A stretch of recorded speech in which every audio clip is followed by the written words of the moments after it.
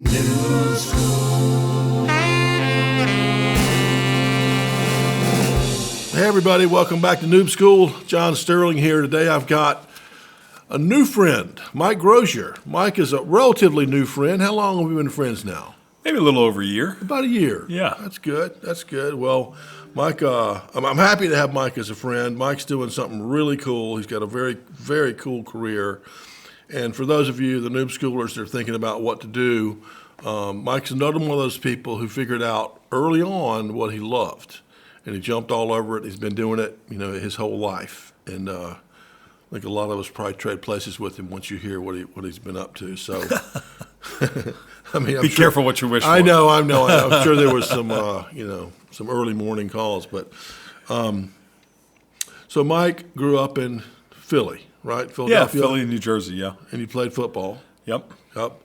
And what was that like growing up in Philly? I think like anybody, when you first grow up, you have no idea that there's more of a world out there, Yeah. and there's a lot of ways to grow up. But I grew up in a big family. I'm the oldest of 5 boys, so it was we're all a bunch of goofy jocks and running into walls and wrestling and fighting with each other, and we all played sports, and so it was all great. In the summertime, my mother would be running around, 5 boys on 5 different teams. Oh my gosh! You'd just come home and there'd be a pot of hot dogs on the stove. Feed yourself. Did you have a van? No, station wagon. Station wagon, of course. Now, of course, that was the thing. There back was then. no van back then. Yes. Maybe a panel van. And so you're the oldest. Did any of them actually try to whip you? Well, that's a great question. My youngest brother, he is actually he's not the tallest, but he was physically, the biggest. So I just remember coming home from college. I was 22, best shape of my life, maybe 20. And he would have been like 15 or 16. And he whooped my ass. Did he really? Oh, yeah. Oh, my God. Yeah, so... you were sure you were walking in like no one's messing with me. Exactly. Yeah. And next thing I know, I'm in a half Nelson, and he's got some fireman's carry thing going on, and I learned a valuable lesson that day. What was it? Pick your spots. Yeah. There's no winner in a fight either. No. I mean, it's hard to actually get a clean win in. You're going to get hurt a little bit. Yeah. And were you playing football at Villanova? Did you play? I was going to walk on, and then I walked down one of the hallways, and a guy who became a friend of mine, Howie Long. was in one of the dorm rooms with another guy who was even bigger than he was. And I looked at these guys, and I was a lineman, and I thought, there's no way. Yeah. This is a bad idea. Well, Howie, pick your spot moment, right. where I Howie picked the was spot like, not to do it. He was the prototypical NFL lineman. He just looked like one, right? I mean, just out of central casting. Yeah. 6'5", 6'6". Yep. Big shoulders. Yep. Square hips. Yeah. Big square hips. Yeah. He's a great guy. Became a great friend, but his story is amazing too. I mean, he showed up at campus at about 215 pounds. He kind of grew up in a foster environment, and getting 3 square meals a day, his body just absorbed 40 pounds overnight. So he went from 215 to 255 just in summer school. Just from eating. Getting fed, Interesting. Yeah. Huh. He's our first investor in the project. First guy to write a check. Okay. Yeah. Okay, and so what did you major in at Villanova? I ended up getting a degree in communication. Communication. Okay. Yep. And while you were there, didn't you get some exposure to service business, or did you not? Yeah. I think even in college or even in high school, I started working in restaurants. Okay. And then restaurants became restaurants and bars, and then running a couple bars. So I definitely got the bug early on. I think, even as a kid, my parents would entertain a lot. So I would be like 12 years old, and I'd be behind the bar, making drinks, and very strong drinks, as I remember. So I just enjoyed entertaining people. I enjoyed people having a good time, and in the environment that I was in, and doing whatever I could to make that enjoyable. So that kind of leads to the point of you found that thing you liked really before even college. You like working in the service business. Working for a restaurant or a bar or whatever, making people happy, creating a party, whatever it is. Yeah, that's true. Okay. And so when you got out it made sense for you to go to work for the best place you could in that field, right? Yeah, I don't know that I was that smart in the moment, to be honest with you. It's a good story, though. It's a good story. Yeah. I think as we'll talk. I mean, probably 4 of the 6 jobs I've had in my career never existed before me. Yeah. I was the first guy in them. But at the time, I went to New York. I was trying to be an actor at the time. That was one of the core classes in the communications degree, and I thought, I'll give it a shot. And I was up for Woody on Cheers and a couple of things. I didn't get them, but I had a girlfriend that pointed me to the Hard Rock Cafe, which had only been open 4 or 5 months at that point, and suggested I go get a job there to be another starving actor, you know. And I walked in, and I just loved the place. It was a value-based business, you know.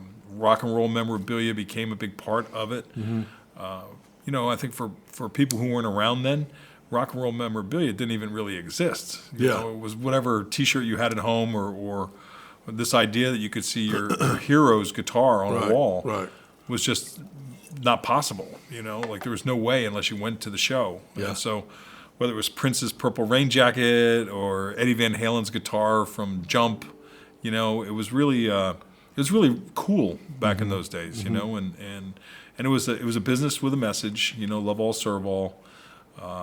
You know, I thought was a really kind of inspired idea, and that was something that always had touched my soul too. Like just being part of something that was bigger than yourself. Some people find that in religion. I seem to find it in entertainment. I think. But anyway, so being part of something bigger than yourself and trying to contribute at the same time was really inspiring to me. Right. So, acting would have been plan A if it worked. It's very low probability, but you tried that. Tried that, yep. And so you went back to something that you knew and you liked. Yep. And the Hard Rock was a good match. And so you flourished there. You got to know the owner, right? Yes, Isaac Tigert. And you became, what happened? Did you become like a manager of the place? Yeah, I worked my way up into management, and senior management. You know, I ran all the different departments. So, you know, I spent plenty of time in the kitchen, plenty of time, washed plenty of dishes, bussed plenty of tables, you know, made the music, you know, that people heard. I was in charge of the music for years. So love to rock the house. Yeah, very nice. Yeah. How many tunes did you have to choose from? Oh, geez. Thousands and thousands. Thousands and thousands. Yeah. So how do you narrow that down for a playlist? Well, you know, you try to create a mood. I would try to create a mood and a pace. Okay. Like, you know, Tuesday lunch is different than Saturday night at 11 o'clock. Yeah. You know, so I think, you know, you could be more thoughtful and down tempo, you know, when the business called for it. But when it was time to hump, you know, you had to have a fast-paced tune. Yeah. And I never liked to have too great a transition. I think, you know, in the nightclub business, I learned over the years, you know, you like to build it up and then bring it down. But in a restaurant business, build it up and keep it up, you know, and keep that pace going. Yeah. So the kitchen, the servers, the host stand, everybody is, you know, just moving. People eating faster. Yes, and we turn it up too. You know, that was the other thing we learned in those days. Yeah. People tended to linger less if you turned it up. And the Hard Rock was such a phenomenon in those days. Yeah, I mean, people wanted to come in, right? Everyone wanted to check it out. We'd have a line all the way down 57th Street, a full restaurant, full bars. Then we'd have a line of people who were underage who wanted to eat there, and then also people who wanted to buy merchandise. So we were running 3 lines at the front, turning every chair in the restaurant 17 times a day. Jeez. You know, we were talking about it earlier. You know, most restaurants are thrilled if you can get 4 turns out of your building in a day. Yeah. So 17 is just unheard of. That is. Everybody want to get in there. That's crazy. Yeah. And it was a great era too, because it was the beginning of MTV, which was right around the corner. So we hosted the first MTV Awards party, and Is downtown Julie Brown there? she came. She was there in the very beginning. Yeah. Yeah. I remember her. She was fantastic. Yeah, she was good. Yeah. The good DJ. Yeah. So how long did you run that place? So I worked my way up there, and then I went to Dallas as a senior manager. To open up a new one? Open up a new one. Okay. And then Isaac sold the company. He decided it was time for him to get out, and I went to work for a nightclub company, and so I was running nightclubs for about 3 years. Yeah. And then he started up the House of Blues and hired me as the GM and director of training. Nice. Yeah. Nice. So that started in Boston in Harvard Square. That was the first one? Very first one. Okay. Little tiny house. It was only 28 feet wide. Yeah. And we had a capacity of about 300 people upstairs. And in the beginning of House of Blues, he wanted everything blue. Glasses were blue. Food, even Boston clam chowder, we put some blue dye in there. Bangkok Thai sticks, blue. Yeah. Salt and pepper shakers, blue. Glassware, blue. Yeah. And over time, we started to realize, okay, some things don't look good blue. Come on, boss. Yeah. We can't keep doing that. Yeah. But from there, we raised $36 million, and then we opened New Orleans, we opened Los Angeles, had a lease in Chicago, bought a building in New York, and we were kind of off to the races. Wow. And so New Orleans is where you met our local hero, rock hero, Edwin McCain, right? Yes. He played the room multiple times in New Orleans. Yeah. We had a great sold-out show board that I started down there, because after about 3 or 4 years, it was amazing. The artists had already been through there. Yeah. The first 4 years, we had, Bob Dylan played three shows. Eric Clapton did 4 shows. Johnny Cash, B-52s. It was like a who's who. And I started to realize, for the artists that were coming in to know that this stage was special. Yeah. So, over the course of time, we had hundreds of artists. Elton John, Prince, all kinds of people played the room. Springsteen. So it was a big deal to put Edwin's name up on the wall, and every time he'd come back and sell it out, we put another chicken scratch next to it. Nice. Yeah, so it was pretty cool. So take a little sideways question here. When you're working your way up, the coolest, between House of Blues and everything else you're doing, what are some of the sales things that you're doing? Who are you having to sell to? And what's working for you as you hire people and raise money and all the different ways you have to use your sales skills to do this job? I think the first thing is you got to know your product. I think anybody in the sales business, you can't sell what you don't understand. So for me, it was always really important to have that overarching, what are we trying to do here? Who are we? Yeah. I'm a big believer in sort of an aspirational vision. We may be here, but our goal is to get here. Yeah. So what is this? What don't we have right now that we want to have in the future? And so, a combination of planning and talking about it, and learning as you go, as you talk about it. I think, selling to me is also sort of an evolution, right? You start to find things in your product that maybe you think it's this, but other people find value in that. And so how do you bridge these two things, right? How do I make sure I still stay true to the product I believe in, and at the same time make sure it's evolving in ways so that different people can find their own way into that product too. Okay. And then obviously people tried to sell you at every turn. They're trying to sell you their everything, supplies, their booze, their bands. What were some of the good and bad traits you saw in those salespeople? You see people come in sort of with an entitled attitude. I kind of learned, and it's not the same way now, but when I was coming up, it was Bud, Miller, and then Coors showed up on the scene. Yeah. Right? Yeah. And so I was running a club in New Jersey at one point, and we were a Miller Lite house, and we were selling more Miller Lite in the 600 cap nightclub than anybody that either wasn't a stadium or wasn't an arena of some sort. So I'll just never forget that the Coors Light guy came in and said, "Oh no, people will buy more beer because our beer is not as full as the other." I was like, "All right, that doesn't make any sense to me," But I learned also from maybe it's a reverse selling, but having one person with their nose against the glass trying to get in, makes you more valuable to the two people that you let in. And I do think that whether you're selling or buying, you got to be a good partner. If you're not a good partner to the products you're buying and then promoting, then what are you doing? Right. And then vice versa. If you're buying this guy's product and he's not helping you sell his product, Right. Well, why are you buying his product? Right. Because we're in a business that nobody leaves because they don't have your product. Yeah. Yeah. If your product's O'Doul's or Guinness or Tito's, Yeah. very rarely, if you can't have one of those three, are They'll you be going to like, go, oh, okay, I'm I'll out of here. take this one instead. Yeah. Yeah. That's true. That's true. Yeah. So I think the first time you realize you're not essential Yeah. is the first time you really get hungry. Well, I love that you want to be a partner, a good partner on both sides of the equation. Yeah. Both sides of the equation, because if you're not helping the other side, at some point they're not going to help you. They're not going to really be a long-term good partner. So that's a good thing to remember. It's just that it's not a zero-sum game. It's a long-term partnership, help each other kind of thing. Yeah. Grow the pie. Yeah, grow the pie. Yeah, okay. All right, so you're building up House of Blues, and how long did that go? We started raising money right away.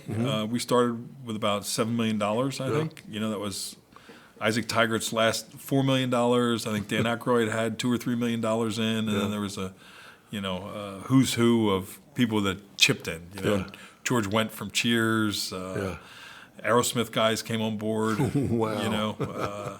And then the local doctor and somebody else. Yeah. And so it was. But that was to get us started. At the time, that was to build out Boston. We were hoping to keep New Orleans going. So there was a lot of moments where we're just, oh my God, is this ever going to get funded? Yeah. But we ultimately did. And then that turbocharged and finished New Orleans. That started Los Angeles, and I think the combination of the timing of the three really put us on the map. And then Isaac didn't believe in marketing, but he did believe in PR. And so any interesting thing that happened, became part of our story. Yeah. And the fact that we were a cultural and value-based business also, I think, was part of the story. At the end of the day. And we're representing Southern culture. We're representing African-American contribution to our music and art, as a society. So there's plenty of things to talk about. Yeah. Plenty of ways to find something sticky for somebody. Yeah. You know? So y'all built that up until y'all decided to sell it, which was when? Yeah, so Isaac got tossed out of his own company somewhere around year 5. He sounds like a real character. Oh, he's the best. Yeah. He's my hero. I love it. Yeah, I but love he came from money but had no money, made a fortune, lost a fortune, made another fortune, Yeah. lost a fortune. Yeah. Money was never his motivation. But I would tell you, though, he did more with money. Part of the proceeds from Hard Rock, he walked away. When Hard Rock sold, it sold for like $65 million, his half of the Hard Rock. And this is in I think it was about 1988. Mm-hmm. And he put $18 million into a hospital, an open heart, free hospital in the poorest, most rural place in India. And they today still do more surgeries than any of our 3 biggest hospitals combined. Wow. Just amazing. I mean, that was $18 million to that, Yeah. $4 million to ARC, which was an environmental agency, Yeah. and he was on the couch with his last $4 million, and then his some buddies, Pat Lyons, who's a big nightclub guy in Boston, big restaurateur as well, Dan Aykroyd, and this other guy, Larry Bilzerian, came and said, we want to do a Blues Brothers concept after Hard Rock. Yeah. And Isaac didn't want to do it at the time, and went to his Swami and said, I've done this. Why? Yeah. And his Swami told him that was high school. This is college.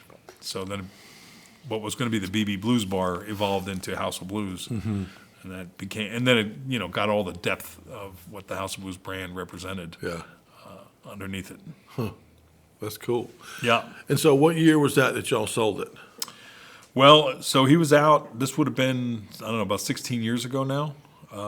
So To 2006, And it was 2005. to Live Nation? Sold it to Live Nation. And Crazy you- multiple. And you went to work there? I went to work for Live Nation, kind of continued to work my way up. Okay. With House of Blues, I was a GM in Boston, and we made New Orleans a training store, so relocated there.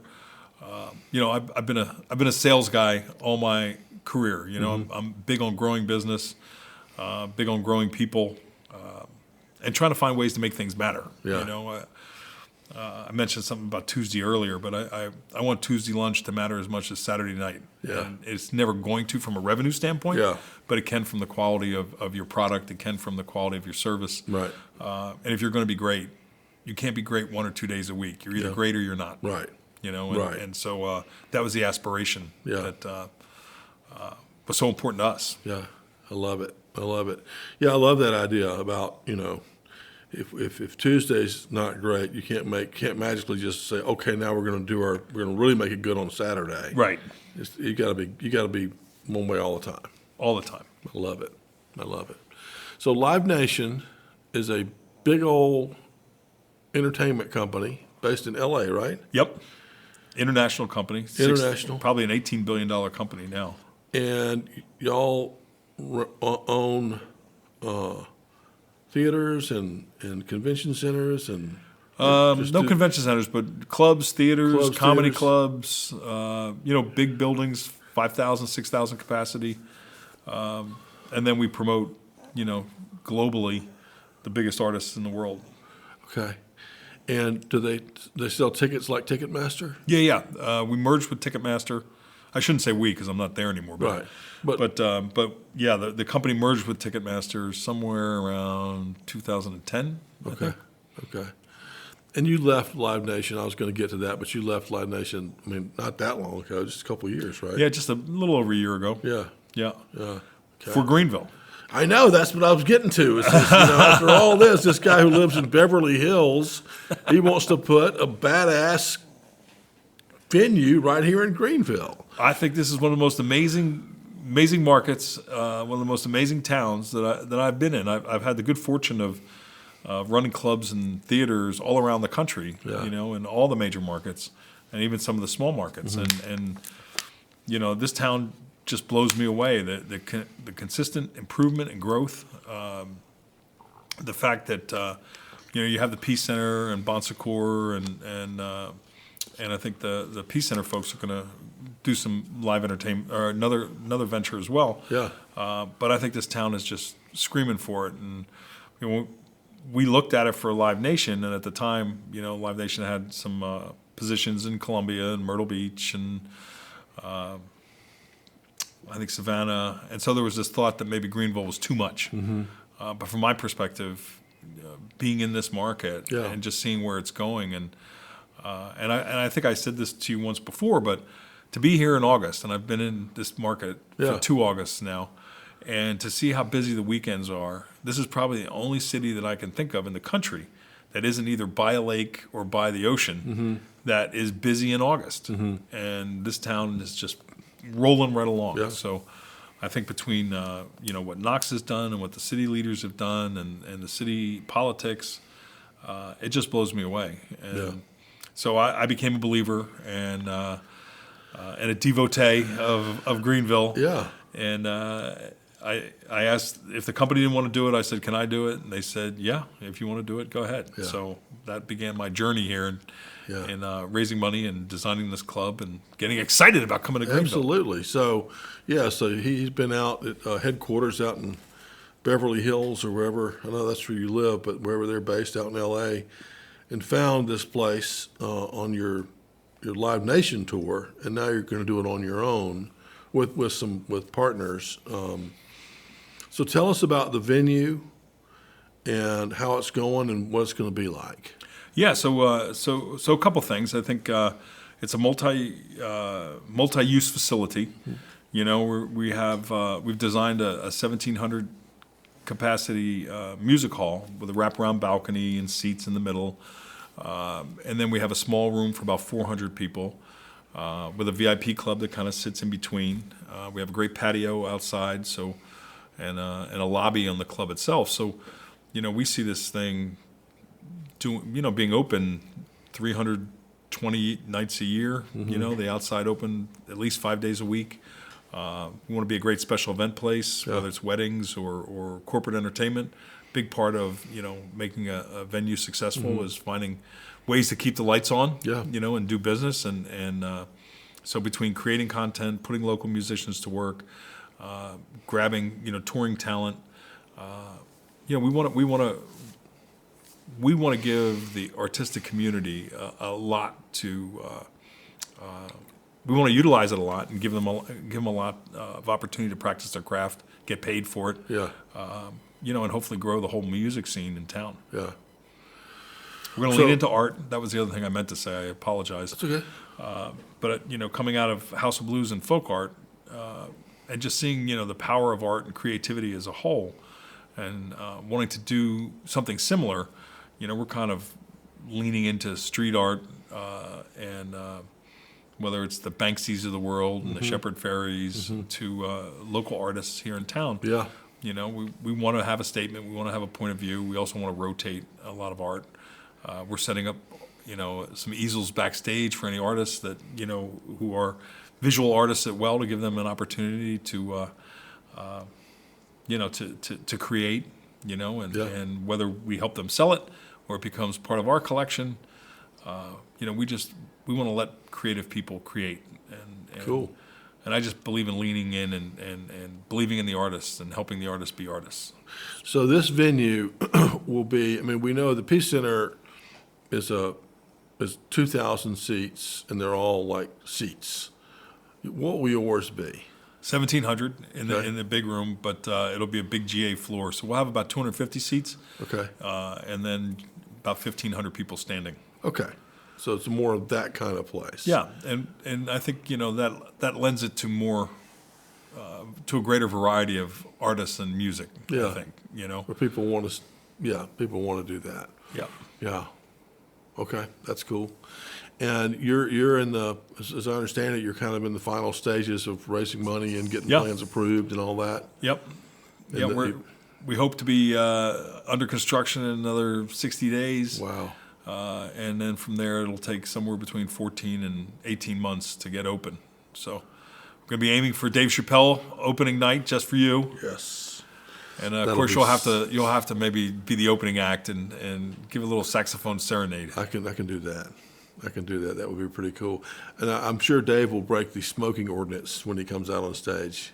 He has to. He has to just come out burning. I will not confirm nor deny. We'll let him get away with that. That would be so cool. Well, I'm excited I'm getting to know you and learning, your story and kind of how sales plays into it. I have a feeling that you've had to do a lot of selling in your life to open things up and raise money and hire people and get people to move and get acts to come and all the different stuff you have to do. It's all selling. Yeah.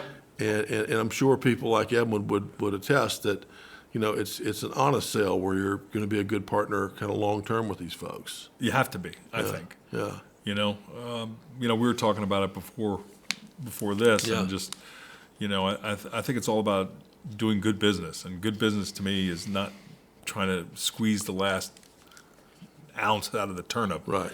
It's really about doing the right thing today, with the idea that this right thing is also going to be important tomorrow, next week, next year. Yeah. I think if you're not growing, you're dying, right? Mm-hmm. So, to me, it's always about pushing the boundaries. I think I don't know if we talked about this the last time, but I've always found that my style and what I look for in my people is this idea that you're in a bubble, and the bubble can either compress to you, Yeah. or you can be like Michelangelo's, or actually even the interpretation with the guy with the guitar playing. But to be really great, you have to push your bubble all the time. You can't let the bubble compress you. Right. You have to strive to find a Yeah. bigger purpose. Try to be greater than you are today. Yeah. Which hopefully was greater than you were yesterday. But you have to push your boundaries. You have to figure out where the end is. So for me, I've always felt like I'm chasing the big bang. I'm right behind the bang, and I'm just trying to keep up. Yeah. I think that's a good place to be. I don't think I'll ever be like completely satisfied. Yeah. You've always got this thing you're working on, trying to get done. That's good. So, Mike, what's your favorite word? I think inspired is one. Oh, okay. I like inspired. there's something else. I meant to hold on to it because it came up conversationally earlier, and now I lost it. That's all right. I like inspired though. I'll stick with that. That's good. I think you probably found that at the House of Blues way back when. First time, Yeah. You're like, well, hey. even at the Hard Rock. The Hard Rock started it. That's what I mean. Yeah. Yeah. You're like, hey, I like this. Yeah. I can be an ambassador of this. Yeah. I can feel good. I can feel confident about what I'm talking about, what I'm selling. Yeah. And sometimes selling sounds like a bad word. Right. It's not a bad word. Right. There are plenty of. We call it partnering, maybe. Yeah, partnering. It's a better word. Growing. Yeah. Because you can't sell if you don't have a buyer. Yeah. Right. Or somebody who's going to embrace the product. So it's really kind of it's more. Yeah. It's interesting because we talk about a doctor a lot. When people ask me about sales, I'm like, you walk in, they give you a few pleasantries, they ask you some questions, and they prescribe a solution. I mean, that's selling. Yeah. Right? I mean, that's selling, but they don't ever say a doctor's a salesman. Yeah. So maybe we should call it partnering. We're all looking for partnerships. I think so. It's a better word. Yeah, I think fulfilling partnerships, right? Like somehow, Yeah.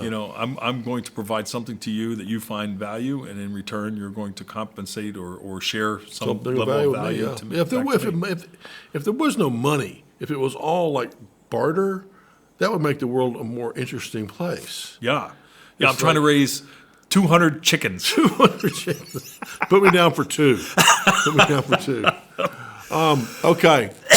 I think I know the answer to this, but this is the last question is just about promoting. If you want to promote anything, is there anything that our viewers that see this can do in relation to what you're working on, like anyone they can contact if they want to help or invest or anything? My email, I can give that out. Sure. It's Michael Grozier, Michael, Grozier, GROZ as in zebra, IER, the number 17 at gmail.com. Okay, perfect. So if you want to contact Mike about anything, use that email, and if you can't figure it out, contact us at Noob School. We'll get it to you. I got a question for you. Yeah, sure. I mean, you're a saxophone player. You're an artist. Mm-hmm. I want to do, unless you tell me this is crazy, but I'd like to do like one night of Shakespeare. Just do a monologue. Allow local actors to perform on stage too.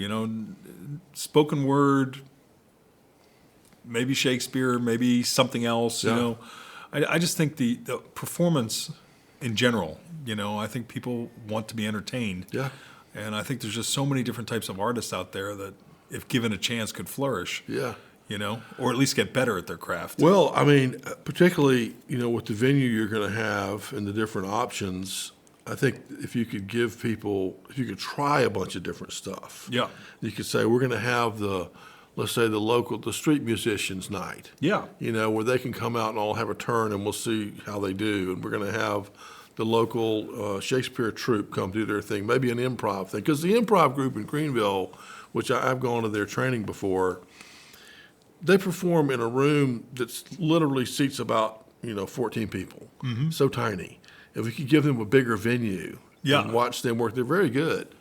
Flying in today, there was an orchestra at the airport doing holiday songs, Christmas songs, and they were amazing. And it was probably 20 violins, 3 cellos, nice. 4 some other stringed instrument, but it was all stringed instruments. It was fabulous. Yeah. It sounded great, and I just think about like even